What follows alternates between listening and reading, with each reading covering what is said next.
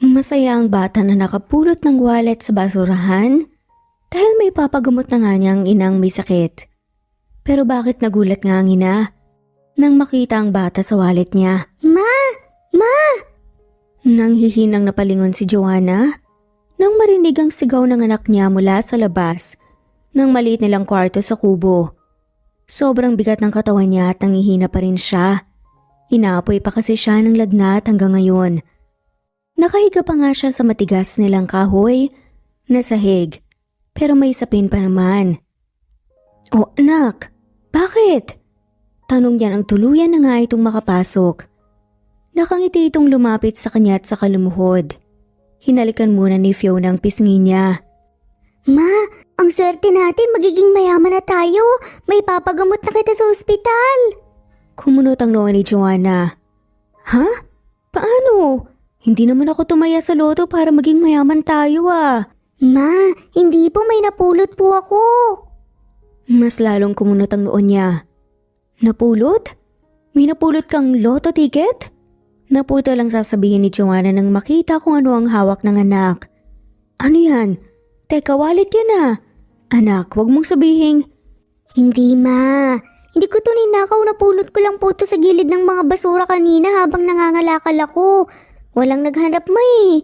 Kaya kinuha ko na lang po. Kailangan mong mag-hospital, di ba? Lumalala ng lagnat mo. Kaysa naman kuhanin pa to ng iba. Putol nga ni Fiona sa kanya habang nag-aalalang tinignan nga. Ito, umubo muna siya. "Hindi anak, mawawala lang to. Lagnat lang to pero anak, isa sa uli natin yan, hindi atin yan. Basta ang kumuha ng bagay na hindi sa atin." Kahit naman mahirap sila at halos wala nang makain ay hindi pumasok sa isip ni Joanna na magnakaw at kumuha ng mga gamit na hindi nga sa kanila. Alam niya kung paano pinaghirapan ng mga taong kunin ang pera at masama nga ang magnakaw o kumuha ng hindi sa atin. Mas pipiliin niyang maghirap at mapagod kakatrabaho para lamang magkapera kaysa maging masarap ang buhay nang hindi naman galing sa kanila. At yun ang gustong ituro ni Joanna sa anak na si Fiona. Pero ma, halos hindi ka na po makatayo at saka... Pero naputo lang sasabihin ng kanyang anak. Nagulat si Joanna nang makita ang laman ng pera sa wallet na hawak ng anak. May mga credit card na nandoon. "Ang dami nito ah, pwede naman natin sigurong kunin ng kaunti tapos ibabalik natin." Lumunok nga ang babae at tumiling. Kahit kailan talaga hindi siya nasilaw sa pera kahit paman kaunti. "Hindi pwede anak. May kaunting ipon pa naman ako rito eh. Sige, yun na lang gamitin natin para pambili ng gamot ko. Hindi na natin kailangan pa ng pang-ospital." Pero ma... "Sige na, wag ka nang makulit pa. Magiging okay na ako bukas. Usawa ka lawa. Isa sa uli natin yan sa may-ari." Napabuntong hininga na nga lamang si Fiona at tumango. "Akin na nga muna yung wallet. Titignan ko kung kanino." Tinulungan nga siyang umupo ni Fiona at binigay ang wallet. May nakita nga siyang isang ID card, kaya kinuha niya yun at binasa. "Floyd Ramirez?" Parang nagimbal nga si Joanna nang mabasa ang pangalan ng taong matagal na nga niyang kinalimutan at tinakasan. Bumilis ang kanyang puso sa kaba. Hindi niya akalain ang lalaki pala ang may-ari nang nakita ng anak niya, ng anak nila. "Ma, kilala mo po ba siya? At bakit parang kamukha ko siya?" Nagtatakang tanong ni Fiona. Parang binuhusan nga siya ng malamig na tubig nang sabihin niyo ni Fiona. Hindi may tatangging kamukha nga nitong lalaki. Kahit mahirap sila, ang kutis ng anak ay parang pangmayaman. Parang ayaw na nga tuloy ni Joanna ibalik ang wallet sa may-ari. Ayaw niyang makita ulit ito. Paano nga ba siya napunta sa sitwasyong naghirap nga siya dahil lamang sa isang kamali ang nagawa? Ganoon ba katindi ang tadhana na kahit sobrang tagal na ay pagtatagpuin pa rin sila? Anak siya ni Mr. Floyd Ramirez, ang mapapangasawa mo. Parang binuhusan ng malamig na tubig si Joanna nang sabihin niyo ng mama niya. Nasa living room nga siya at may bisita nga raw sila na pupunta. Hindi naman niya akalaing yun palang dahilan. Bakit siya pinababa ng mga magulang niya? Nakita nga niyang lalaki na nakaupo sa sofa habang ang mga magulang niya nakatayo sa gilid nito. Seryosong lalaki, taaminin niyang may itsura ito. Ano? Anong ibig mong sabihin na ikakasal ako? Hindi makapaniwalang tanong nga ni Joanna. Anak, pasensya ka na. Malaki ang utang namin kay Mr. Ramirez at wala kaming pambayad. Sagot nga ng kanyang ama. Tapos ano? Ako ay pambabayad niyo? Ganyan na ba ang turing niyo sa akin? Kaya niyo ba talaga ako pinalaki para lang yung pambayad? Ma, parang niyo naman akong ginawang bayarang babae nito eh. Pagrereklamo nga ni Joanna, hindi mapigilan ng sigaw dahil sa galit na nararamdaman. Namumuo na nga rin ang mga luha sa mata. Anak, makinig ka. Magiging maayos ang buhay mo roon at pati na nga rin sa amin may ibibigay na pera si Mr. Pa. Dahil lang sa pera ipagkakaluno niyo ako? Sa lalaking yan? Ma, may buhay ako. May sarili akong desisyon. Putol na sigaw nga ni Joanna at dinuro pa nga ang walang hiyang lalaking nakaupo lang na parang hari at malamig na nakatingin sa kanila.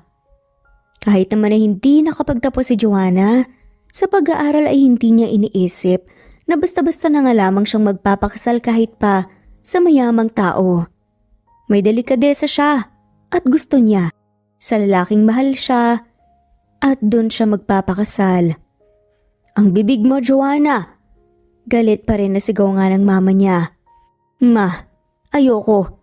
Ayoko magpakasal sa lalaking yan. Hindi ko siya kilala at hindi ko siya mahal.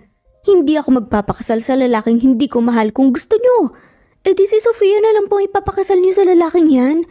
Yung mahal niyong anak ang ipambayad niyo. Huwag ako. Sigaw nga ng babae. Malakas na napasingap si Joanna. Nang malakas nga siyang sinampal ng mama niya. Muntik pa nga siyang mapasalampak sa sahig. Doon na nga sunod-sunod na tumulo ang mga luha niya. Wala kang utang na loob! Sigaw ng mama niya. Darling, huminahon ka. Rinig nga ni Joanna ang pagpapakalma ng papa niya rito. Pinalaki kita. Pinakain at pinag-aral tapos yan ang ibabalik mo sa amin? Napakawalang respeto mong bata ka. Hindi kita pinalaking sumusuway sa amin, wala kang utang na loob. Naluluhang tinignan ni Joanna ang ina. Bakit ma? Sa tingin mo, gusto kong pinanganak niyo ko? Palibhasa kasi, kaya nagawa niyo to sa akin kasi hindi niyo ako mahal. Si Sofia lang naman talaga ang mahal niyo eh, 'di ba? Kaya pinag-aral niyo siya ng kolehiyo at pinatigil ako. Kaya niyo rin ako kayang ipagkanulo sa iba, sa kahit na sino para wala ako sa buhay niyo. Ang magkaroon kayo ng maraming pera. Napakunot ang mama ni Joanna.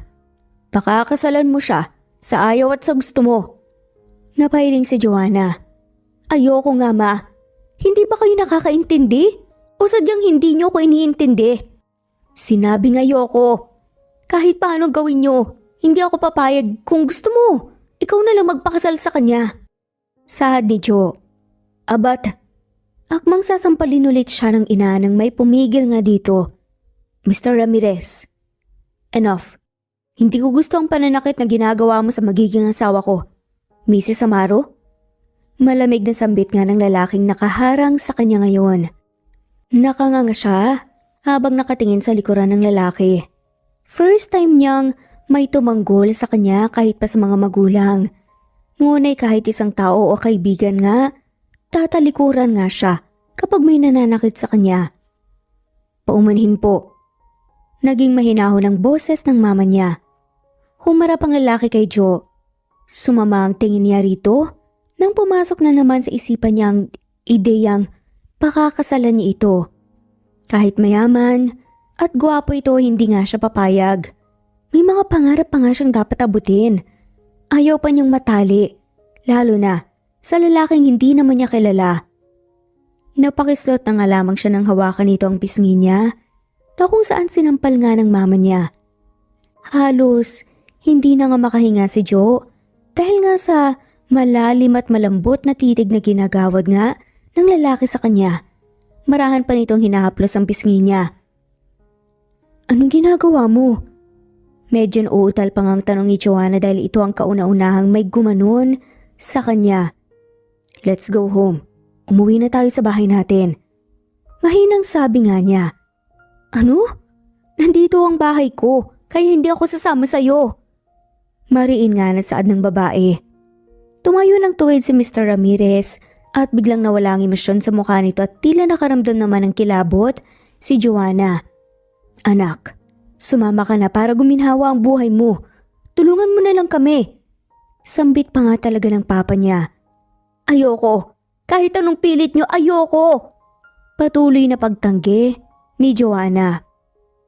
Sumama ka na ate, para mabuhay na kami ng matiwasay. Wala ka namang kwenta rito eh. Mas maganda kung magpapakasal ka na kay Mr. Ramirez para may pakinabang ka naman. Parang may tumarak sa puso ni Joanna nang sabihin yon ng mismong kapatid niya na si Sofia, na nakababa nga pala mula sa kwarto. Nakangisi nga ito sa kanya, na tila natutuwa pa nga sa nangyayari sa kanya. Kahit kailan, ayaw na ayaw ni Sofia kay Joanna. Palagi siyang inaaway, pinagsasabihan ng mga masama kagaya ng mama niya. Hindi niya alam kung paano niya nakayanan ang lahat ng sakit sa bahay nila. Enough. Napalingon sila sa sinabi ni Mr. Ramirez. Madilim ang mukha nito na parang handa ng pumatay. Get her. Mariin. Nasaad nga niya. Nanlaki mga mata ni Joanna nang may lumapit sa kanya na dalawang lalaking nakaitim. Hinuha niya, tauhan ni Mr. Ramirez. Akmang tatakbo na nga sana siya nang mabilis nga siyang hawakan sa magkabilang braso. Anong ginagawa niyo? Pitawan niyo ako! Nagpupumiglas nga si Joanna, lalo na noong kaladkarin nga siya, nang dalawa palabas nga ng bahay nila. Pitawan niyo ako, ano ba? Ma, patulungan niyo ako! Ayokong magpakasal pa! Sigaw nga nito habang nilingon ang pamilya niya. Pero gano'n na nga lamang kasakit lalo na nang maramdaman nga niya nang makitang nakatayo lamang ang mga to habang nakatingin sa kanya. Wala man lamang ginawa upang pigilan si Mr. Ramirez. Mas lalo nga siyang naiyak doon. Talagang gusto ng mga ito na mawala nga siya sa buhay. Ganon na nga yata kaayaw ng pamilya niya sa kanya. Nagpatuloy nga sa pagpupumigla si Joanna nang tuluyan silang makalabas ng bahay. Dahil tanghali, nakita niyang nakatayo ang mga kapitbahay nila sa labas ng kanilang mga bakuran, nakikiusyoso. Nagulat pa nga ang mga to nang makita siyang kinakaladkad. Tulungan niyo ako pakiusap! Puno ng luhang sigaw pa nga nito pero hindi man lamang gumalaw ang mga to, sa halip, nagbulungan pa nga talaga. Hindi na nga siya nakawala pa nang sapilitan siyang pinasok ng dalawa sa likod ng van. Pilit niyang binuksan ang pinto pero pareho na nakalock yun kaya parang nawalan nga siya ng pag-asang humagulgol na nga lamang doon. Narinig ni Joanna nang bumukas nga ang pintuan ng van kaya mabilis siyang napalingon doon. Ngunit gano'n na nga lamang tumaas ang dugo niya nang makita kung sino ang pumasok. Malakas niya itong sinampal. Napakawalang yamo. Hinding-hindi ako magpapakasal sa'yo. Nanlilisik ang mga mata niyang tumingin sa kanya. Kahit na hindi ko tinanggap na ikaw ang pambayad, itatakwil ka pa rin ng pamilya mo. Can't you see? I saved you, Joanna. Galit na sabi nga ng lalaki. Hindi totoong sinasabi mo. At kahit kailan, hindi ko utang na loob na pagtanggol mo ako. Kung makukulong lang rin naman ako sa isang loveless marriage na yan. Hindi nagpapatalo si Joanna. Kahit alam niyang totoo ang sinabi ng lalaki sa kanya. Na kahit hindi siya ipapakasal, sa lalaking kaharap niya itatakwil siya ng pamilya. Kahit masakit aminin pero yun ang totoo. Sinong nagsasabing makukulong ka sa loveless marriage? Saad ni Mr. Ramirez. Kumunot ang noo ni Joanna sa sinabi ng lalaki. Ano ibig mong sabihin? Ngumisi ito at inilapit ang mukha sa kanya. Bahagya nga siyang napatras. I will make you fall for me. At wala ka nang kawala pa sa akin. Pakakasalan mo ako sa ayaw at sa gusto mo. Saad ni Mr. Ramirez. Ano? Hindi natapos ang sasabihin ni Joanna nang agad nga siyang sinunggaban ng halik ni Mr. Ramirez. Nanlaki ang mga mata niya. dahil hindi niya inaasahan to. May narinig siyang sunod-sunod na tikhim, kaya natauhan nga siya. Pilit niya itong tinulak pero hinapit lang ng lalaki ang bewang at likod nga niya, kaya mas lalong pinagdiinan ng pagkakahalik sa kanya. Hindi alam ni Joanna kung bakit pero dahan-dahan nga siyang pumigay nang magsimulang gumalaw ang labi ng lalaki. Nang malaya na nga lamang niya na tumutugon na pala siya sa mga halik nito at napahawak pa sa batok ng lalaki. Naramdaman niyang binuhat siya ng lalaki at pinakandong sa hita nito. Hindi na nga pinansin pa ni Joanna ang mga nangyari sa paligid dahil nalulunod nga siya sa bawat hagod ng labi ng lalaki. First time makaramdam ng gano'n ni Joanna at hindi niya akalaing malulunod siya sa sarap. Parang may kung anong kuryente na tumatakbo sa katawan niya at may kung anong paru-paro sa loob ng tiyan niya sa bawat galaw ng labi nila. Maya-maya pa humiwalay na nga si Mr. Ramirez. Hahabulin na nga sana niya ang labi ng lalaki pero pinigilan siya nito. Natauhan lang siya nang marinig ang maganda sa tenga na halakhak nga nito. Nanlaki mga mata ni Joanna nang mapagtanto kung anong nangyayari. Napatigil siya. Sa pagsasalita ng tinakpan ni Mr. Ramirez ang bibig at ilong niya gamit ang isang panyo. Nagpumiglas siya nang makamoy nga ng kakaiba mula roon. Hanggang sa dahan-dahan nga siyang nakaramdam ng antok. Pero bago pa man makatulog si Joanna, tuluyan at narinig na nga lamang niya ang huling sinabi nito. I'm sorry, pero kailangan kong gawin to para manatili ka sa tabi ko. Napalingon si Floyd sa pintuan ng minibar ng mansyon niya nang bumukas yun. Hey man, nandito ka lang pala. Nakangiting sabi nga ni Chris nang makita nga siya. Nakasunod nga dito ang dalawa pa nga niyang kaibigan. What are you doing here? Malamig na tanong ni Floyd at iniwas nga ang tingin bago tumangga ng alak. Well, hindi ka naman sumasagot kaya pinuntahan ka na namin. Sagot ni Steven na umiinom nga rin ng alak. Hindi sumagot si Floyd at nagpatuloy lamang sa pag-inom. Hinayaan niya nga lamang ang mga kaibigan na uminom habang nag-uusap. Sanay naman siya sa mga ito. Balita ako magpapakasal ka na. Sad nga ng kaibigan na si Marco. Agad na napalingon si Floyd nang sabihin niyo ni Marco. Nakangisi nga ito tila may alam. Napoo naman ang dalawang kasama nila. Saan niyo nalaman yun? Sa lubong ang kilay na tanong nga ni Floyd. Napamura na nga lamang ang isa sa mga kaibigan niya. So totoo nga.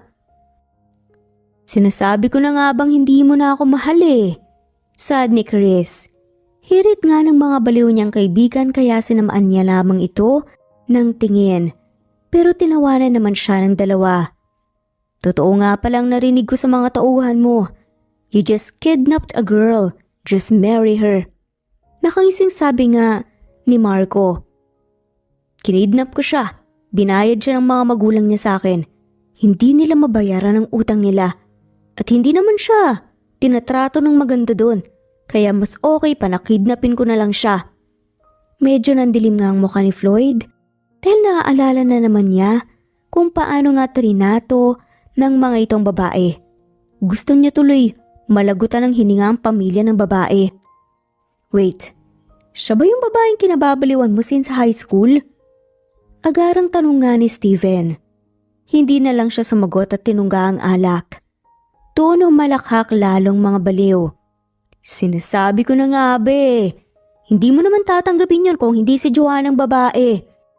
Halakhak pa na sabi ni Marco. Damn man, you're so whipped. Talagang sa pilitan mo pa siyang pinasama sa iyo ha. Gumawa ka talaga ng paraan. Ani pa nga ng kaibigang si Chris.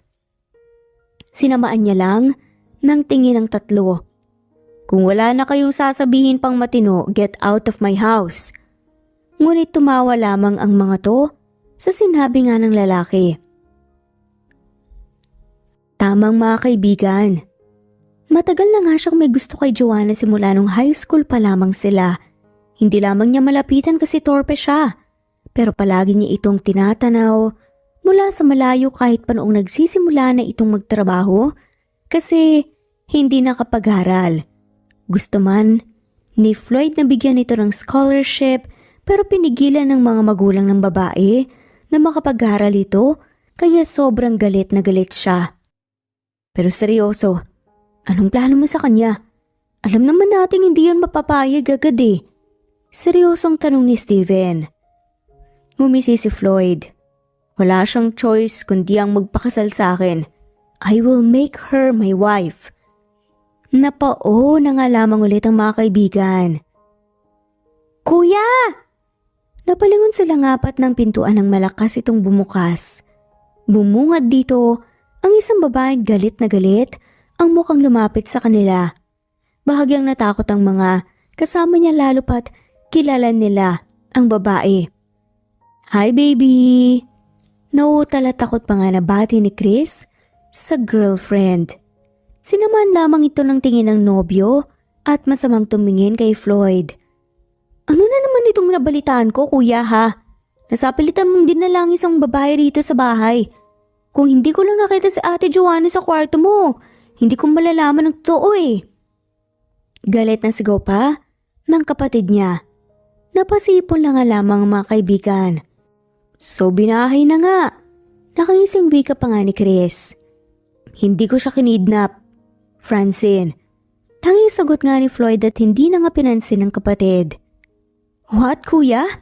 Ano sa tingin mong ginagawa mo ngayon ha? Pinipilit mo si Ate Joanna kahit ayaw niya. Sigaw naman ni Franz. She will be my wife, Francine. Sa ayaw at sa gusto niya. Binigay na siya sa akin. Hindi ko na siya pakakawalan pa. And no one can stop me. Tila determinadong saad nga ni Floyd. Padabog na tumayaw nga si Floyd at nilampasan ng kapatid. Kuya, you can't do that to her. She have the right to choose. Sigaw naman ni Francine pero hindi na nga niya ito pinansin pa at tuluyan na ngang lumabas. Si Joanna nang may narinig ay nagising na parang may nag-aaway. Dahan-dahan ngang minulat niya ang mata. Kumunot ang noon niya nang nasa isa na nga siyang hindi pamilyar na silid. Sigurado ka na ba talaga dito kuya? What if she's going to make takas? You know that? Hindi ako suportado dito. Sad ni Francine. Napalingon siya sa gilid ng marinig nga na nag-aaway ang mga to. Kumunot ang noon niya nang makita ang isang babae at lalaki na halatang nag-aaway. Familiar sa kanya ang mukha ng babae pero hindi niya alam kung saan nakita.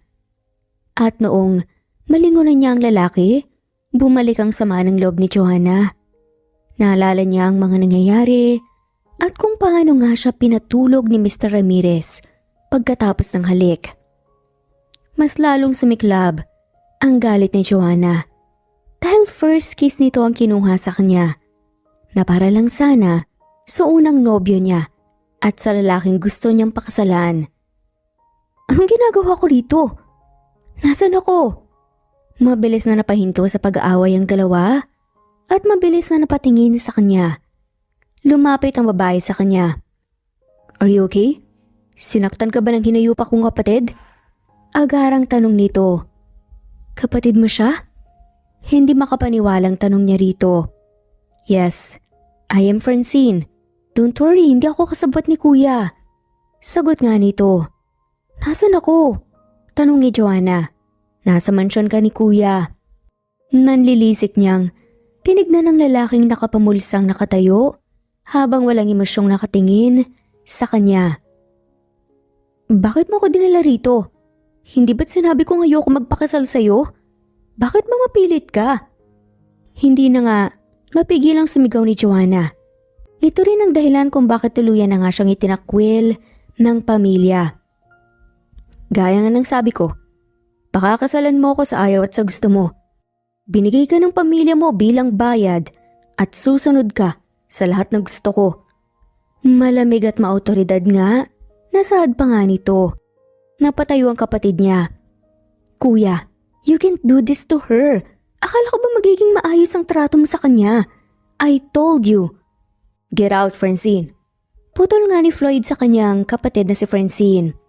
But kuya, you can just… Get out! Sigaw nga nito. Parehong napatalon sina Francine at Joanna sa gulat nang dahil nga sa sigaw ni Mr. Ramirez. Nakaramdam ng takot si Joanna at saka tinignan nga siya. Dahan-dahang naglakad na nga lamang palabas si Francine na may nag-aalalang tingin sa kanya. Nang tuluyan itong makalabas ay nagmamakaawang tinignan ni Joanna si Mr. Ramirez. Please, Mr. Ramirez, pakawalan… Floyd, just call me Floyd. Floyd, pakiusap, pakawalan mo na ako. Hayaan mo na ako. Sunod-sunod ang luhang tumulo nga sa mata niya. Ayoko pang makasal. Marami pa akong pangarap. Nagmamakaawa ako, hayaan niyo na lang ako magbayad ng utang nila mama. Just please, wag mong ituloy ang kasal. Naglakad pa palapit ang lalaki na kinabahagyangan niya ng gulat. Hinawakan ito ang panga niya ng marahan. Ngumisi ang lalaki at nilapit ang mukha kay Joanna. Kahit anong pagmamakaawa mo, hindi magbabago ang isip ko. Hindi ka na makakawala sa akin. You will be my wife. Tatandaan mo yan. Or else, hindi mo magugustuhan ang mangyayari sa pamilya mo. Binitawan ni Floyd ang panga ni Joanna. At nagsimula na ngang maglakad paalis, palabas. Pero bago pa makalabas, nang tuluyan ng lalaki ay may sinabi ito na mas lalong kinahagulgol niya. Be ready. Bukas darating si attorney, kakasal tayo. Saad na nga niya. Walang buhay na bumaba si Joanna sa hagdan. Hindi nga niya ma-appreciate ang kagandahan ng mansyon. Tinawag na kasi siya ni Francine dahil nandoon na nga raw sa living room ang attorney. Kahit gusto mo ni Joanna, hindi tuloy at tumakas ay wala pa rin siyang magawa. Cornered na nga siya dahil maraming nakabantay na tauhan sa buong mansyon. Anong laban niya roon? Lalo pat may dalang armas ang lahat. I'm sorry Ate Joanna, kahit ako wala akong magawa sa kuya ko eh. Saad nga ni Francine at tumango na nga lamang si Joanna at hindi na nga nagsalita pa. Nang tuluyang makababa, nakita niya si Floyd na may kaharap na isang lalaking hindi ganoon katanda. Sa tingin niya ay ang attorney. Nang makita sila ay agad na tumayo si Floyd at ang lalaki. Hello, good morning Miss Amaro. I am attorney Samuel de la Vega. Dala ko ang papeles na kailangan niyong pirmahan para sa kasal niyo. So shall we start? Pakilala nga nito at nakipag-shake hands pa nga sa kanya. Hindi alam ni Joe ang mga sumunod pang nangyari basta ang namalaya na nga lamang niya ay nasa harapan niya ang papeles na pipirmahan niya. Tapos nang pumirma si Floyd, siya na lang ang kulang pero ilang minuto na lamang ang lumipas ay nakatitig lamang siya roon. Iniisip niya na sana balang araw, annulment papers naman ang pirmahan niya. Is there any problem, Miss Amaro? Ilang minuto ko nang nakatitig dyan. Bigla ang sad nga ng attorney, dahilan para matauhan siya. Narinig niya pa ang tikhim ni Floyd. Wala po. Tumingin ulit siya sa papel at nakapikit na pinirmahan na nga niya ito. At doon, kasal na nga sila kaagad ni Floyd. Lumipas ang mga araw, hindi nga pinapalabas ni Floyd si Joanna. Kahit anong pilit niya, ay hindi ito tumatalab. Magkaiba rin ang kwarto nila dahil ayaw nga niyang magkatabi nga ang dalawa. Kahit na mag-asawa na nga sila. Minsan na nga rin niyang nakikita ang lalaki dahil busy kamo ito sa business. Kaya siya na lamang ang nandoon sa bahay. Minsan lang din dinadalaw ni Francine si Joanna kasi may sariling buhay ito. Okay naman na kay Joanna ang setup na yun dahil hindi siya naiinis kung makikita pa nga niyang lalaki. Pero naboboard din siya kasi wala siyang ginagawa at walang nakakausap. Ayaw rin naman siyang patulungin ng mga katulong. Akala ni Joanna na ganoon lamang ang setup niya palagi pero biglang nagbago ang lahat ng palagi nang umuwi nang maaga si Floyd. Hoy lalaki! Inis niyang tawag dito nang makapasok sa opisina ng asawa na nasa loob ng mansyon.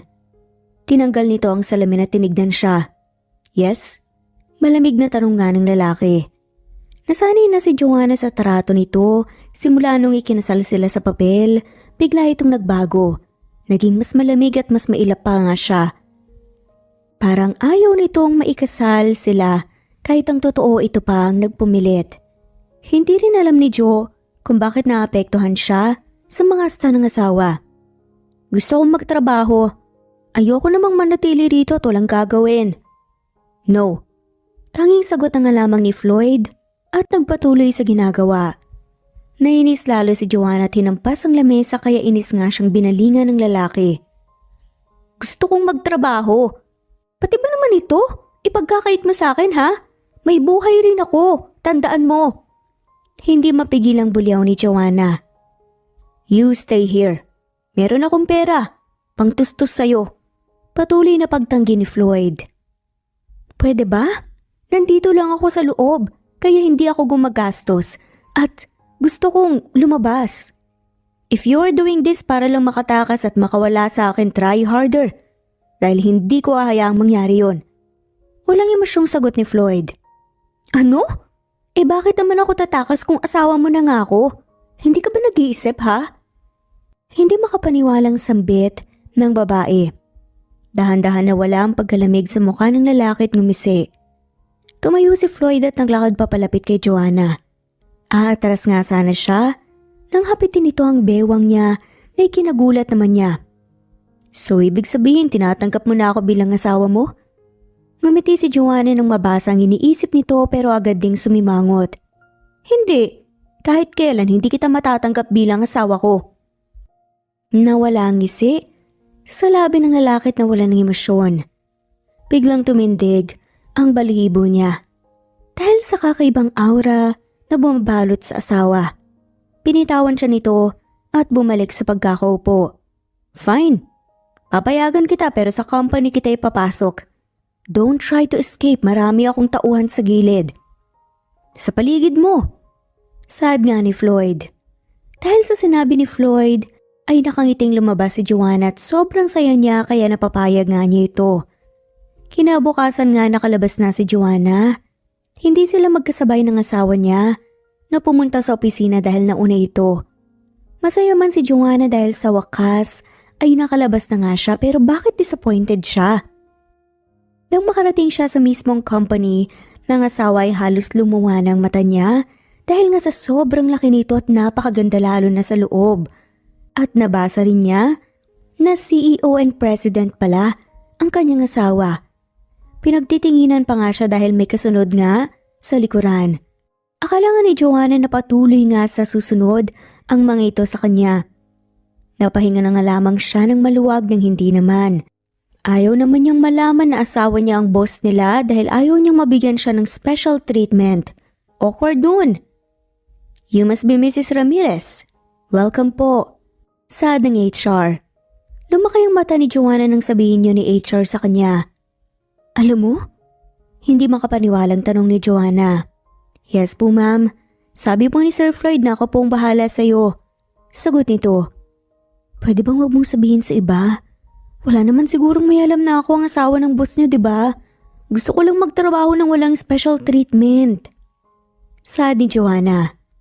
Opo, wala pong may alam. Ako lang at saka yung sekretary po ni Sir. Hindi rin to alam ng board. Though alam nila, ang balitang may asawa si Sir. Tumango na nga lamang si Joanna bilang pagtugon dito. Yun nga, tinuruan siya ni Leah. Ang HR, kung ano nga ang kanyang mga dapat gawin. At sobrang saya niya dahil walang nakakilala sa kanya at hindi niya nakita si Floyd. Ang plano ni Joe ay iwasan talagang lalaki dahil nakakaramdam na nga siya na hindi may paliwanag na emosyon tuwing makalapit nga ito. Nagkaroon din siya ng kaibigan na sana ay pagkakatiwalaan na nga niya. Pero hindi nga dinidig ng Panginoon ang hiling ni Joanna. Dahil habang nasa loob siya ng elevator, biglang bumukas ito at pumasok si Floyd. Sila lang dalawa roon, kaya mas lalong pumunta siya sa gilid para lang hindi makalapit dito. Sobrang lakas ng tibok ng puso niya. Sa kaba, palihim nga niya itong sinapo. Are you avoiding me? Tanong ni Floyd. Napaangat tuloy ng tingin si Joanna nang magsalita ng malamig si Floyd. Ha? Hindi ah. Ikaw yata ang umiiwas sa ating dalawa eh. Sobrang lamig mo nga eh, tsaka hindi ako pinapansin. Tumingin si Floyd sa kanya at may kung anong emosyon sa mata. Naglakad ito papalapit sa kanya na kinaatras nga niya at lalo siyang sumiksik sa pader.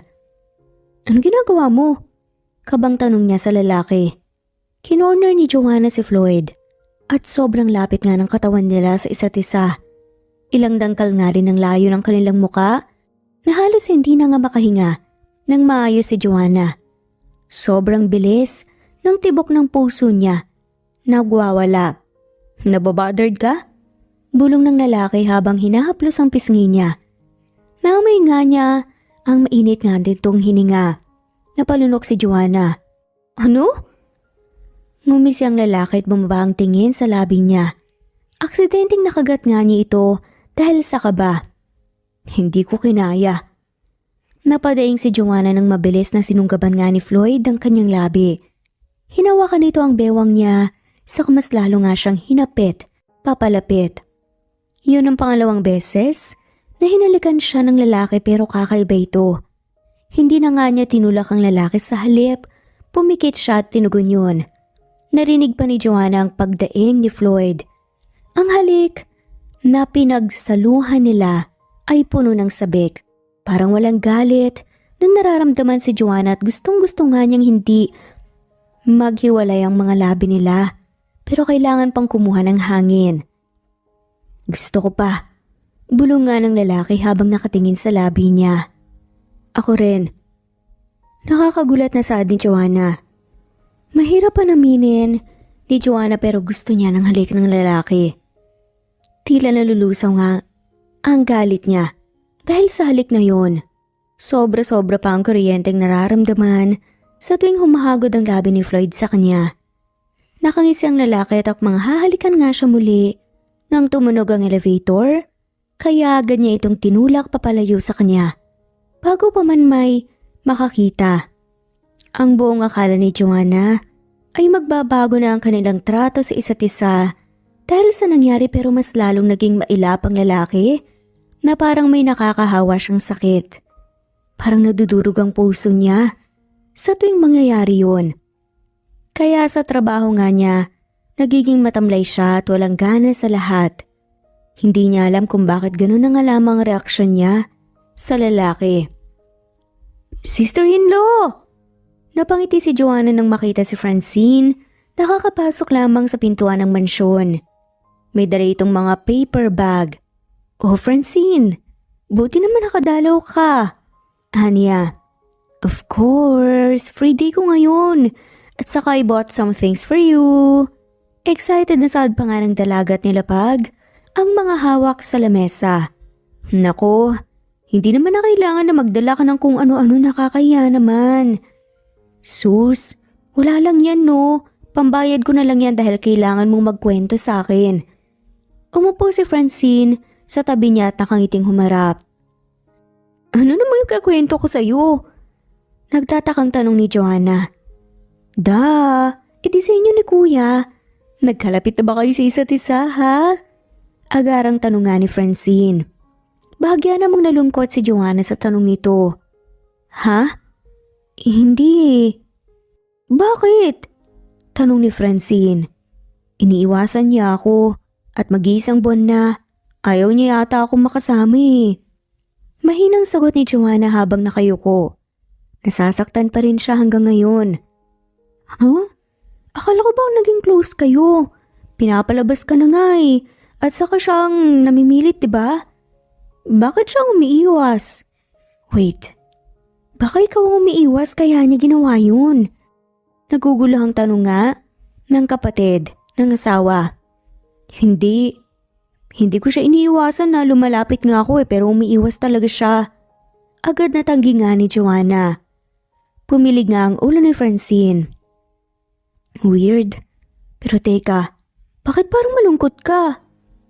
"Ha? Malungkot? Hindi ah." Lumiit nga ang mata ni Francine at saka ngumisi. "Sinasabi ko na nga be, may gusto ko na kay Kuya no. Naku, wag ka nang tumanggi pa, huling-huli na kita. Na-fall ka na nga kay Kuya." Saad nga ni Francine. Napabuntong hininga si Joanna sa kamarahang tumango. Ayaw man niyang aminin pero nahuhulog na nga siya kay Floyd. Namimiss na nga niya ang presensya nito na lumalapit sa kanya. Naku, sinabi ko na nga bang mahuhulog ka talaga sa kanya. Well, congrats! Masayang saad nga ni Francine. Hindi ata same ang feelings namin eh. Malungkot naman ang sambit nga ni Joanna. Humalakak si Francine. Imposible. Alam ko may gusto si kuya sa'yo, no? Pumilis ang puso niya dahil sa sinabi ni Francine. Pero parang hindi. Mukhang ayaw niya ako makita eh. Saad naman ni Joanna. Mas lalong umisinga ang dalaga. Believe me, may gusto si kuya sa'yo. Pero kung ayaw mong maniwala, may paraan ako para mapaamin kagad si kuya. Napalunok si Joanna. Kinakabahan siya sa iniisip ni Francine pero nai-excite pa rin siya. Gusto niyang malaman kung anong nararamdaman ni Floyd sa kanya. At kung hindi nga siya gusto nito, siya ang kusang lalayo. Ano naman yun? Trust me, ako nang bahala, just follow my lead. Saad ni Francine. Hindi alam ni Joanna kung anong mga nangyayari basta namalaya na nga lamang niya na nasa harapan na sila ng isang malaking bar. Napalunok na nga lamang si Joanna dahil first time niyang pumunta sa ganoong lugar. Kahit walang pa kayong mga magulang niya sa kanya, hindi pumasok sa isip niya na magwalwal kaya ng ibang kabataan. Sigurado ka ba dito, Francine? Kinakabahan ngang tanong ni Joanna kay Francine na nasa tabi niya na nakangising nakatingala sa buong bar. Oo naman, this will be exciting. Saad pa nga ni Francine. Pero teka, tama ba itong sinusuot ko? Hindi ba masyadong maikli? May asawa na akong tao. Naiiling na tanong nga niya habang pinipilit na ibaba ang suot. Hindi alam ni Joanna kung paano nga siya napilit ni Francine na ipasuot nga sa kanya ang kulay red na fitted dress na hanggang ibabaw ng tuhod niya at heels na halos mababali na yata ang paa niya kasi hindi siya sanay. Ang dress na suot niya ay may hati sa gilid ng magkabilang bewang niya. Halos tumataas ito kapag naglalakad siya kaya panay nga hila, pababa. Ano ka ba ate Joanna? Dapat masanay ka na gusto ni kuya ng ganitong ayos sa babae. Sagot naman ni Francine. Parang hindi naman bagay sa akin eh.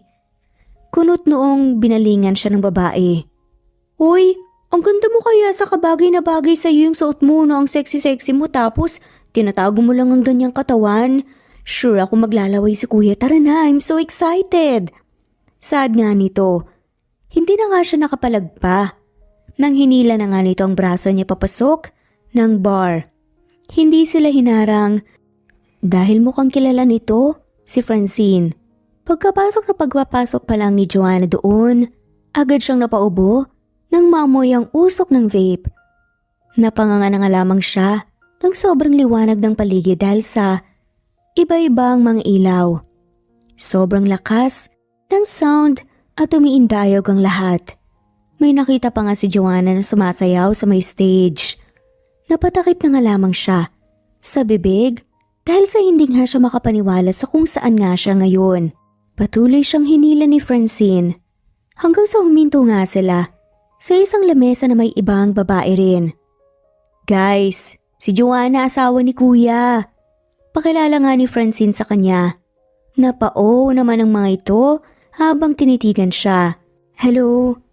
Bate nga ni Joanna nahihiya pa dahil hindi niya alam na may makakasama pala sila.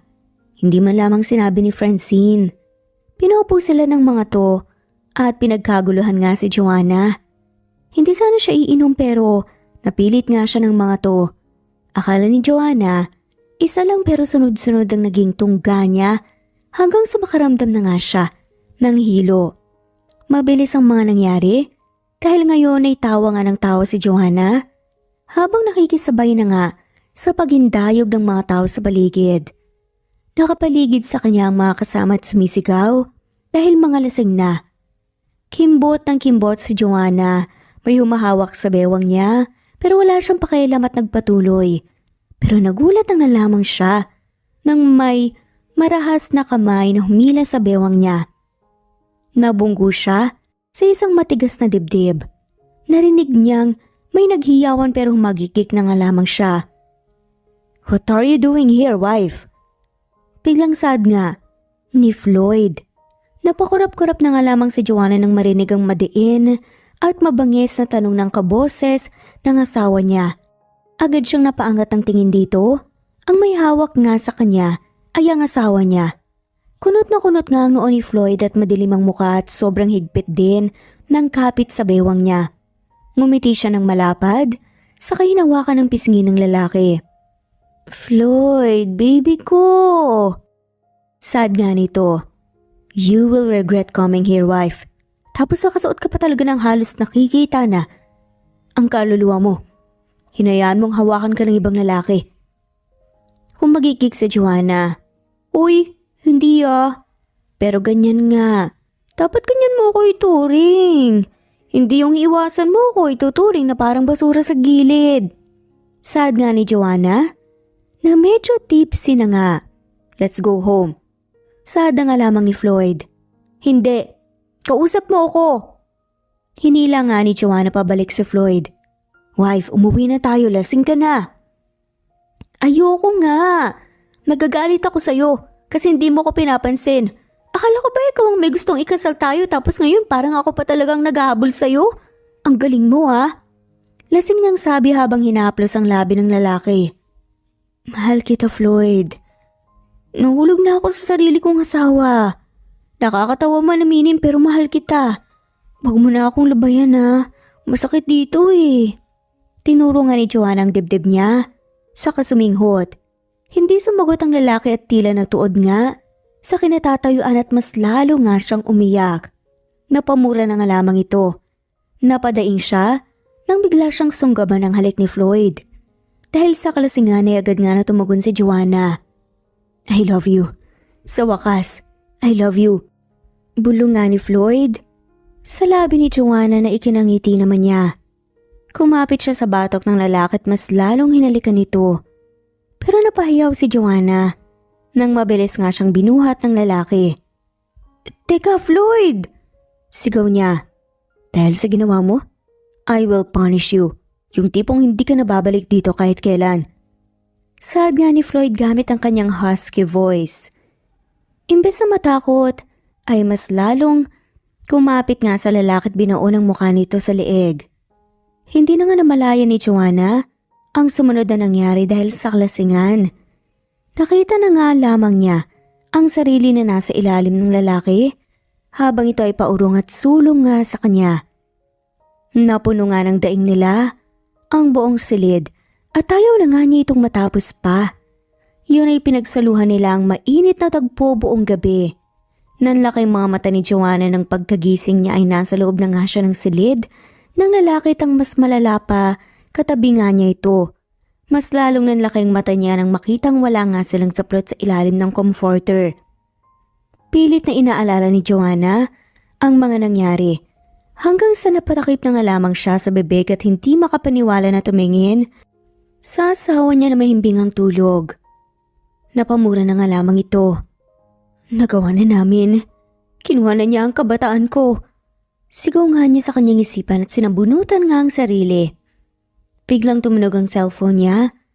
Sa may side table kaya dahan-dahan nga niya itong kinuha dahil baka magising ang asawa niya. Napadaing pa nga siya nang kumirot ang bandang ibaba niya. Confirmed nga na nawala ng virginity niya. Hello? Pabulong na sabi ni Joanna nang sagutin ang tawag. Oh, hello, sister-in-law! Kumusta? Ano, napaamin mo na ba? Kaagad na tanong nga ni Francine sa kabilang linya. Namula kaagad si Joanna kung paano sinabi ng lalaki na mahal siya nito. Oo, saad din Joanna. Yun, tama ako diba, mahal ka niyan, pabebe lang. Saad ni Francine. Salamat. Kung hindi dahil sa kapatid ni Floyd, hindi niya malalaman kung anong nararamdaman ng asawa sa kanya. Sus, that was nothing, ate. Matanong ko lang, nakita ko kayong naghalikan kagabi at binuhat ka ni Kuya palabas. May nangyari sa inyo, no? Kaagad na namula nga ang pisngi ni Joanna sa tanong nga ng babae kaya hindi nga siya nakasagot kaagad. Nako, I knew it. Basag na ang flower. Humahalakhak pa nga na saad ng huli. Francine! Mahinang buliw nga niya rito. Agad niyang napatay ang tawag nang marinig ang daing ni Floyd, saka mas lalo nga siyang hinapit. Dahan-dahang bumukas ang mata ng asawa at mapupungay nga siyang tinignan. Ngumiti si Floyd sa hinalikan si Joanna sa labi. Good morning, wife. Okay lang ba ang tulog mo? Hindi nakasagot si Joanna at nakatanga nga nang nakatingin dito. Hey, okay ka lang? Masakit pa ba? Napaigtad nga siya ng hawakan ni Floyd doon. Floyd!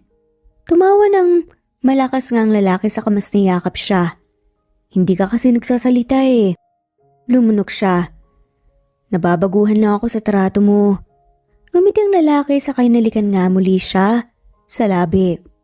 I'm sorry for not treating you right. Akala ko kasi ayaw mo sa akin. Ayoko namang maging uncomfortable ka.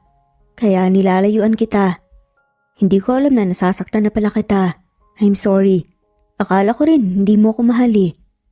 Bigla siyang naluha sa sinabi nito sa kaniyakap ang lalaki. Napaka-gentleman naman ito. Okay lang. Akala ko kasi galit ka at ayaw mo na sa akin. Of course not, wife. I love you. Hindi ako kailanman magagalit sa'yo. Parang natunaw nga ang puso niya dahil sa sinabi ng lalaki. Hindi niya akalain na may magsasabi nga sa kanya nang ganoon. Ang sarap pala sa feeling. Mahal din kita. Sabi ni Joanna. Akmangahalikan nga ulit siya ng lalaki nang tinakpan na nga niyang bibig. Wala pa akong toothbrush, gusto kong maligo. Gusto mo paliguan kita? Pili yung saad pa nga ni Floyd. Agad niyang tinulak ang lalaki sa umalis sa kama. Muntik na nga siyang mapaiyak nang halos hindi na nga siya makalakad sa sakit sa ibaba niya. Agad din siyang binuhat ng lalaki papasok ng CR. Wala rin siyang nagawa ng paliguan nga siya mismo ng lalaki. Girl! Napabaling kagad si Joanna sa sumigaw. Nakita niya si Rafa na tumatakbo papunta sa kanyang direksyon at nasa cafeteria nga siya kasi lunchtime na. Ilang araw na rin ang lumipas simula nung magkaayos sila ni Floyd. Naging mas sweet ito. Ayaw pa nga sana siyang pagtrabahuin pero mapilit siya. Binalaan pa nga niya ito na ayaw niya munang malaman ng mga tao doon na mag-asawa sila.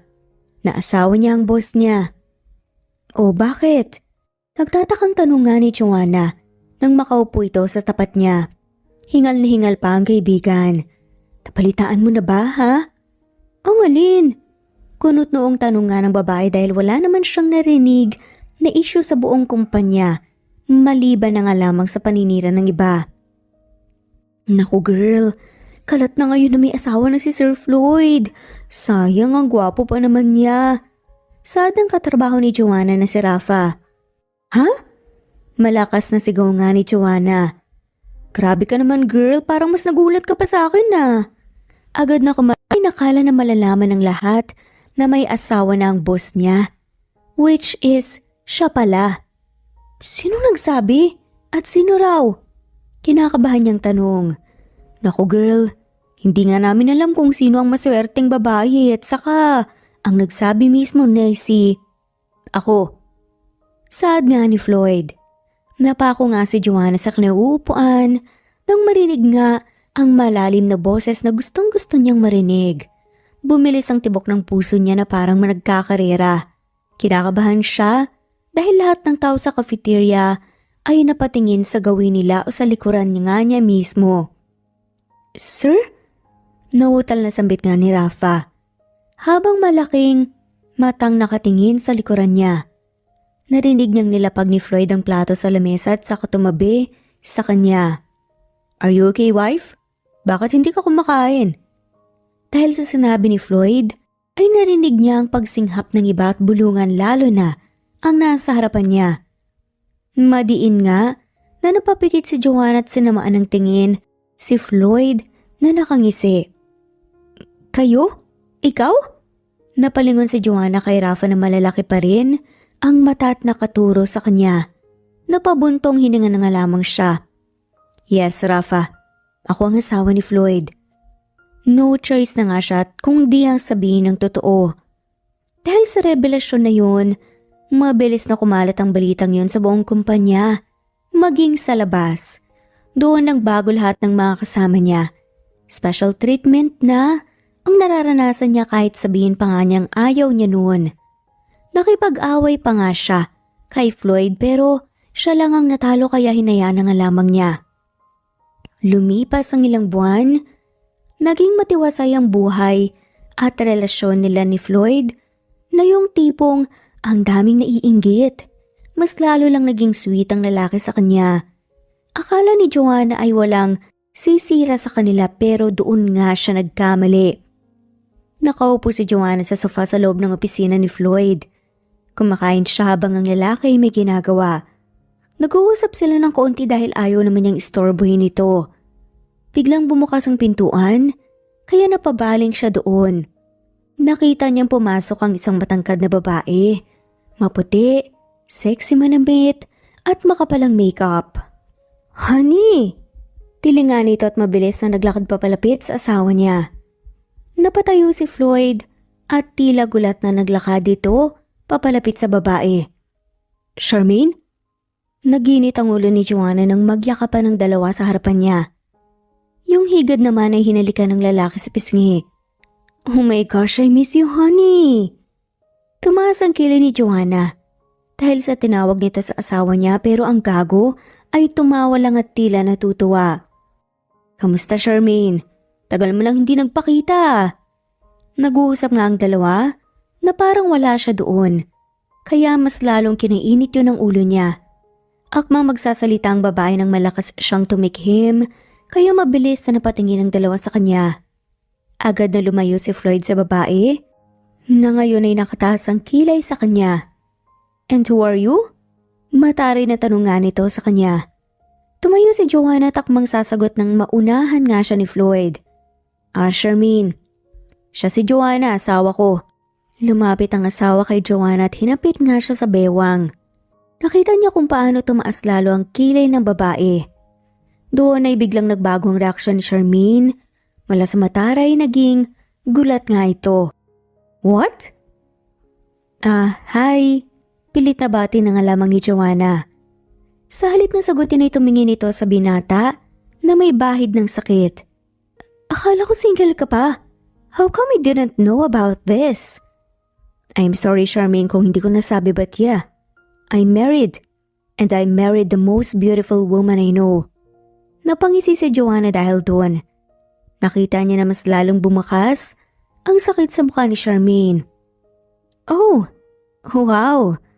Congratulations! Salamat. Nakangiting sabi na nga lamang ni Joanna sa kaniyakap si Floyd na hinalikan ng ulo niya. Sumama ang mukha ng babae at sinamaan siya ng tingin. I have to go, Floyd. May gagawin pa pala ako. Mabilis itong lumabas pero bago yun, tinapunan muna siya ng matalim na tingin nito. Mabilis na tinulak ni Joanna si Floyd palayo nang wala na nga si Charmaine. Sinamaan niya ito ng tingin. Malanti ka. Ha? Bakit? Anong ginawa ko? Naguguluhang tanong ng asawa niya. Talagang nagmamaang-maangan ka pa? Nagyakapan pa kayo sa harap ko talaga at akala mo wala ako dito. Humisi ang lalaki. Nagsiselos ka? Uy, ang kapal na mukha mo ah. Galit niyang sigaw. Natawa na nga lamang si Floyd at niyakap nga siya. Huwag kang mag-alala, wife. Wala namang namamagitan sa amin, I promise. Ikaw lang. Siguraduhin mo lang. Dahil iiwan talaga kita. Pagbabanta nga ni Joanna. Huwag naman ganyan, wife. Che, umirap pa nga ito. Akala ni Joanna, natututuhanin nga ni Floyd ang sinabi pero lumipas ang mga araw, ay minsan na nga lamang niya itong nakikita. Nalaman na nga lamang niya kay Natasha na nakita raw nito ang asawa niya kasama si Charmaine. Kausap ni Joanna ang lalaki tungkol doon pero sinabi lang nito na bonding lang daw nila bilang magkaibigan. Naintindihan naman yun ni Joanna pero naroon pa rin ang kaba. Masayang naglalakad si Joanna sa loob ng kumpanya papunta sa opisina ni Floyd. Kagagaling niya lang kasi sa wabigay ni kasi nagkaroon nga siya ng hinala na buntis nga siya. Palagi na kasi siyang nakakaramdam ng pagod, hilo at pagsusuka. At tama nga ang hinala ni Joanna dahil buntis nga siya. 4 weeks pregnant. Hindi niya akalaing isang buwan na pala ang batang nasa sinapupunan niya nang hindi niya pala alam. Buti na lang talaga, walang nangyaring masama sa kanya sa loob ng mga araw na yun. Gusto niyang sabihin kay Floyd ang magandang balita lalo pat alam ni Joanna na magiging masaya ang lalaki. Nandyan ba si Floyd? Agad na tanong nga ni Joanna sa lalaking sekretary nito. Ma'am Joanna, ikaw pala, nasa loob po si sir. Nauutal pa nga na sagot nito na ikinakunot ng noo niya. Teka, okay ka lang ba? Bakit parang takot na takot ka? Tanong nga ni Joanna. Wala po ma'am. Sagot nito pero halatang hindi mapakali. Sige, pasok na ako Akmang papasok nga siya nang pigilan siya nito. Ma'am, sandali. Bakit? Takang tanong ni Joanna. May ginagawa po kasi si sir sa loob baka may storbo po. Hindi mapakaling sambit nito. Mas lalong kumunot ang noo ni Joanna sa katinanggalang pagkakahawak ng lalaki. Mabilis siyang naglakad papalapit sa pintuan ng opisina ng lalaki, hindi pinansin ang tawag ng sekretary nito. Mabilis niyang binuksan yun, pero agad din siyang napahinto nang makitang lapat na lapat ang mga labi ni Floyd at ni Charmaine. Parang binuhusan nga ng malamig na tubig si Joanna. Mabilis na tumulo ang luha niya. Sobrang sakit ang nakita niya na parang hinati ang puso niya. Mabilis siyang tumalikod nang makita siya ni Floyd. Joanna? Hindi pinansin ni Joanna ang pagtawag ng asawa sa kanya at mabilis siyang tumakbo papunta sa elevator nang sumara ito ay napaluhod nga siya at umiyak. Walang iya sila. Akala ko magkaibigan lang pero meron na palang kakaiba. Mga hayop. Mga walang puso. Pinaglololoko nila ako. Malakas na sigaw pa nga niya. Ang buong akala ni Joanna, walang namamagitan sa dalawa kahit alam nga niyang meron na. Akala niya, hindi siya niloloko ng lalaki pero nagkamali pala siya. Pagkalabas ni Joanna sa building na iyon, ay dumiretso siya sa bahay ng pamilya niya. Umiiyak at sinabi lahat sa mga ito. Akala niya ay tatanggapin siya ng mga ito pero nagkakamali si Joanna. Tinaboy siya ng sariling pamilya at hindi tinanggap pa. Sinabihan pa siya ng masasakit na salita na mas lalong nagpasakit sa pakiramdam niya para siyang dinudurog. Napaluhod na lamang si Joanna sa gilid ng kalsada habang hawak-hawak ang tiyan. Kapit lang anak, malalampasan din natin to. Kapit lang. Yung akala niyang taong mamahalin siya ng tudo at hindi siya iiwan ay niloloko pala siya.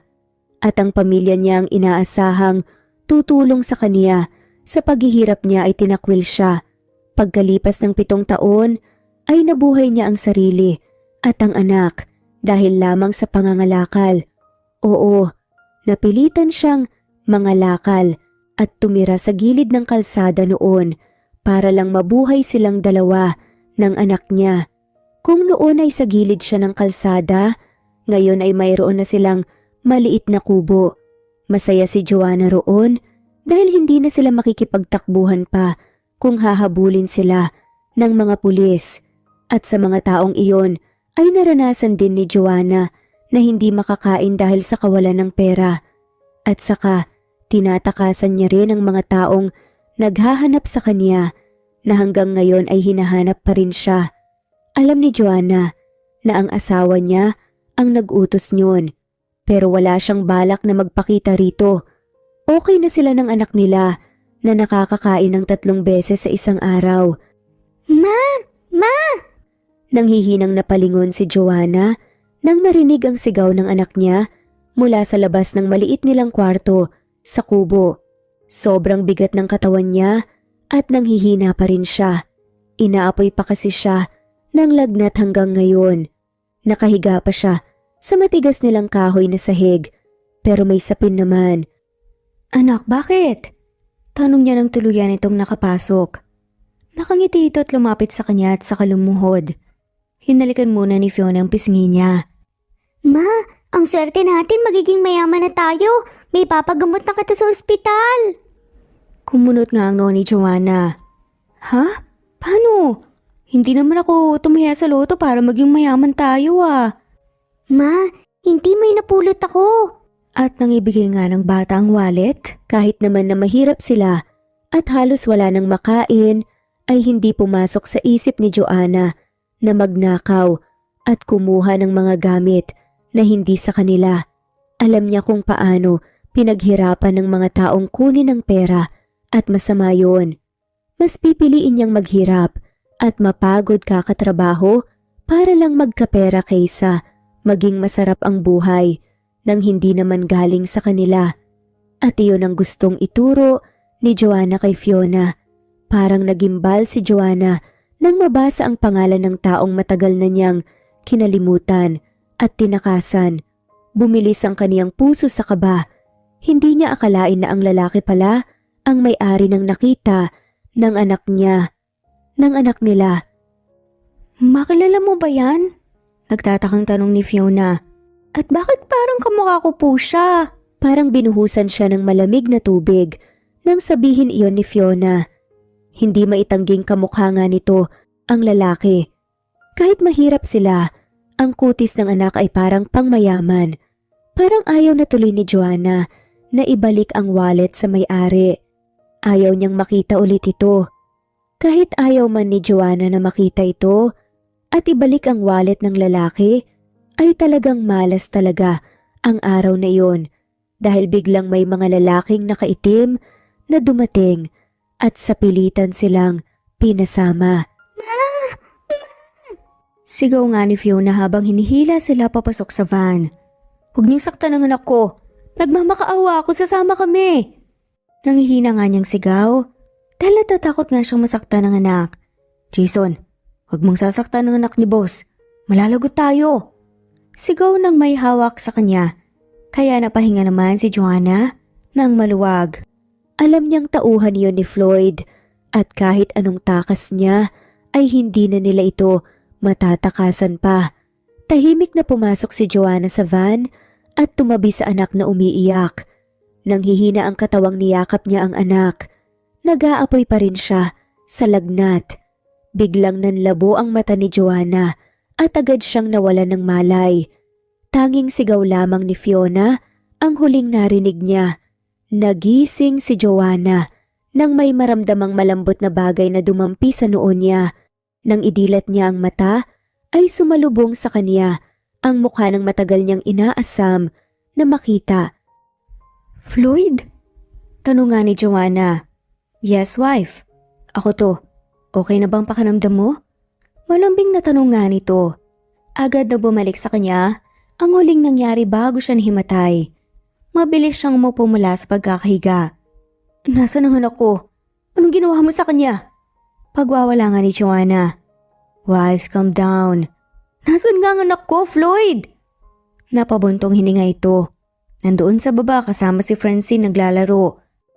Kailangan na naming umalis dito. Ani atakmang tatayo na nga sana nang mabilis nga siyang napahinga. Pinahiga nga ng lalaki.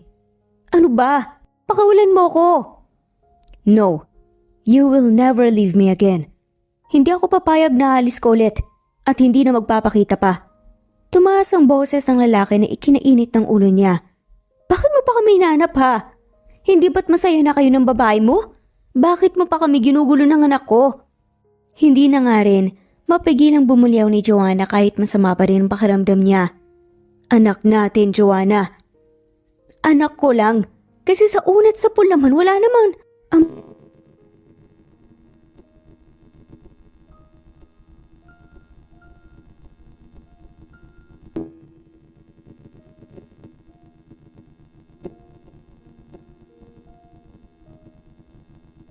Doon napatigil si Joanna at marahas ang bawat paghinga. Tila bumalik nga sa kanyang lahat ng sakit na nararamdaman niya nung una. Tumulo ang luha ni Joanna. Paano ko hindi tatakas kung nakita ko ang lalaking mahal ko na may kahalikang iba pagpihit ko ng pinto ng opisina mo? Nakala ko tunay pero pinagloloko mo lang pala ako? Agad na lumambot ang mukha ni Floyd. Wife.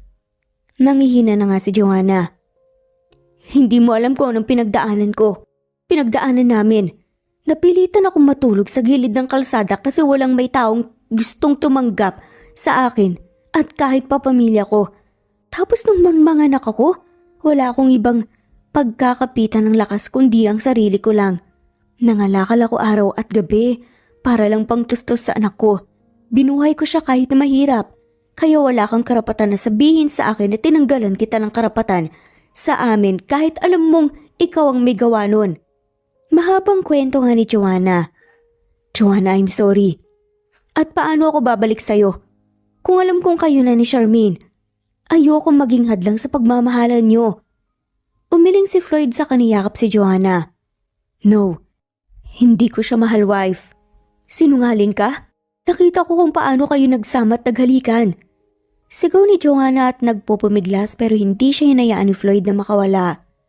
Please just listen to me first. I'm sorry kung yan ang iniisip mo. I'm sorry if I hurt you.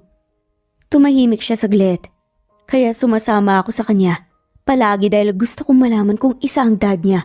Sa dahilan kung bakit nanakawan ng kumpanya natin at tama nga ako. And that day, she just kissed me without my consent. Nag-confess siya sa akin noon pero sinabi ko na mahal kita. Pero hindi siya nagpatinag at hinalikan ako ng hinalikan. At dahil doon, nakita mo kami. I'm sorry. Yun ang dahilan kung bakit ka naghirap. Hindi ko siya naitulak kaagad kasi nagulat ako. Please forgive me, love. I love you so much. Mahabang paliwanag na sabi nga ni Floyd. Umiiling si Joanna at patuloy nga sa paghagulgol. Hindi niya alam kung paniniwalaan ba niya ito o hindi. Umiiyak na nga rin ang lalaki habang yakap-yakap siya. Nanginginig ang braso nito at nagmamakaawa. Tapos hindi mo man lang ako pinakinggan at lumayo sa akin. Hinanap kita kung saan-saan pero hindi kita makita. Sobrang gusto ko na lang mamatay dahil nalaman kong buntis ka pala. Muntik ko nang patayin ang sarili ko dahil sa guilt at sakit. Hindi ako tumigil. Gusto ko kayong makasama. Humihikbing sambit ng lalaki. Floyd.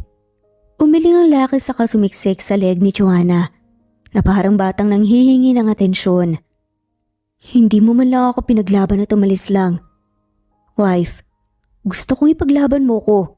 Ipaglaban mo naman ako. Nakikiusap ako.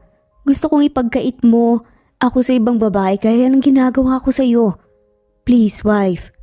Pagsusumamang sambit nga nito. Napuno ng hikbi at hagulgol ang buong silid dahil sa pag-uusap nilang iyon. Pagkatapos ng pag-uusap na iyon, ay hindi pinansin ni Joanna si Floyd hanggang lumipas pa ang mga sumunod na araw. Kahit pa nagpupumilit itong makuha ang atensyon niya. Hinayaan niya lang itong makasama ang anak at magkaroon ng mga ito ng quality time. Inaaya naman siya nito pero tumatanggi. Masakit man na makitang nasasaktan ito ay tiniis niya. Ayaw niyang maging marupok. Sister-in-law! Napangiti sa Joanna nang marinig ang boses ni Francine. Napapasok sa kanyang kwarto. Nagbatean silang dalawa at nagkwentuhan. Inimbita niya talaga ito kasi wala nga siyang kausap. Hindi pa rin ba kayo okay ni kuya? Tanong ni Francine na kinahintungan ng pagkain niya ng popcorn. Oo. Kailan kayo magiging okay? Alam mo sobrang baliw yan si kuya sa'yo, imagine nung wala ka. Halos hindi na yun matulog kakahanap sa'yo. Hindi na nga masyadong kumain kasi palagi na lang alak ang laman ng tiyan eh. Naririnig ko pa yung umiyak habang tinatawag ang pangalan mo. Buisit kasi yung si Charmaine.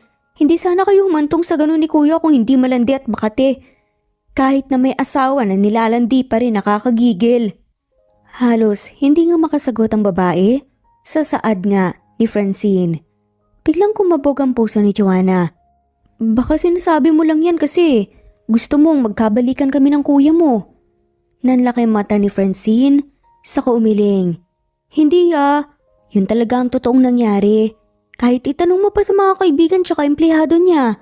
Halos mapabayaan na nga niyang business kakahanap sa'yo eh. Sobrang mahal ka niya ate. Isa-sacrifice na lahat mahanap ka lang talaga. Parang nahulog ang puso niya sa mga narinig. Parang gusto na naman niyang umiyak. Hindi niya akalaing naghihirap din ang lalaki habang wala sila. Mabilis na tumayo si Joanna at naglakad papalabas ng kwarto niya.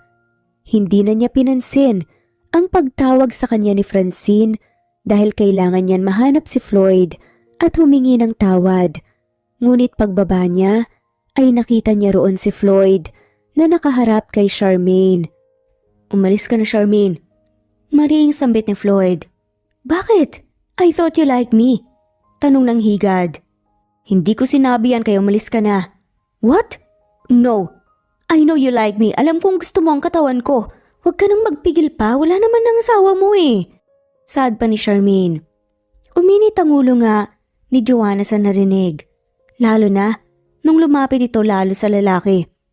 "Ang kapal din ng apog mo!" Sigaw niya. Nagulat si Floyd at naitulak nga si Charmaine papalayo. "Wife." Hindi siya sumagot at hinarang sarili sa harapan ng lalaki. "Kung pinapaalis ka, umalis ka." Maring sambit nga ng babae. Well, kaya pala. Nandito na pala ang asawang gurang. Kaya ka siguro pinagpalit sa akin kasi losyang ka na. Napatili si Charmaine nang malakas ngang sinampal siya ni Joanna. "How dare you?" Sad ni Charmaine. "Ikaw ang how dare you? Ang kapal na mukha mong magpakita pa sa akin pagkatapos mong halikan ng asawa ko?" Galit na sigaw niya. "You, wala kang karapatang sampalin ako. At talagang makapal ang mukha ko kasi girlfriend ako ni Floyd." "Wife, wag ka mani..." Sinampal ulit ni Joanna si Charmaine, dahilan para bumagsak sa sahig ito. "Girlfriend? Kahit kailan hindi magugustuhan ng asawa kong isang malanding bitch na kagaya mo. At akin lang ang asawa ko. He is mine. At hindi ko pipirmahan ang pinapadala sa akin kunwari na annulment paper na ikaw naman palang nagpapadala." Mabalis na sigaw nga ng babae at mabangis na sinampal nga ito ulit at dinuro. "Sa susunod na makita pa kita, malalagot ka talaga." Matapang na pagbabanta nga ni Joanna. "Hindi ako natatakot sa'yo. Agawin ko si Floyd." Sabi pa rin ni Charmaine. Ngumisi si Joanna. "Talaga? Sige, tignan natin kung hanggang saan ang kaya mo. Hindi kita uurungan." "Guards!" Mabilis na lumapit ang mga guard kay Charmaine at kinaladkad papalabas. Nagsisigaw pa ang babae pero tinitigan lang niya ito ng masama.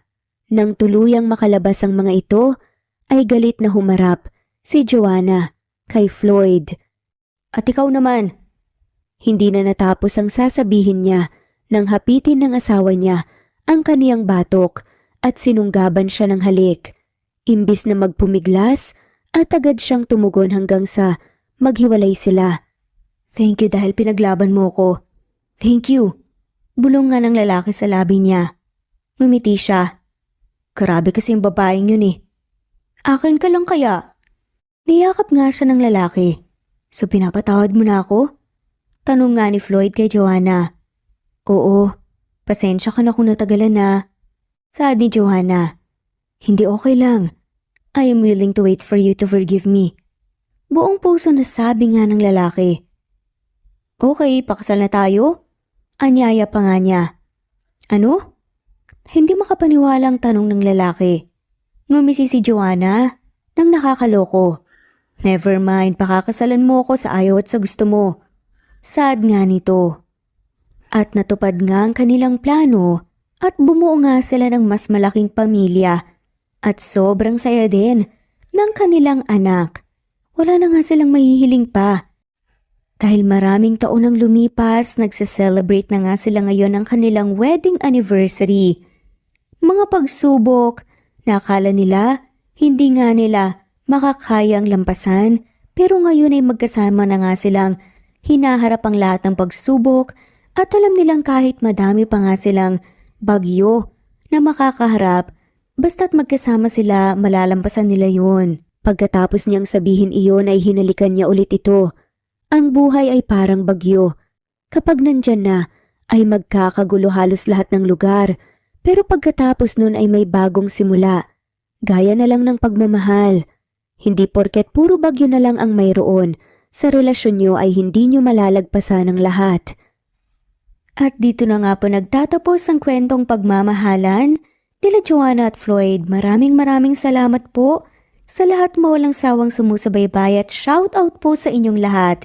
I-comment lamang po kung gusto nyong magpa-shoutout. Thanks for listening at God bless po sa ating lahat. Muli, ito ang Kat Amazing Stories. Thanks for listening. Bye!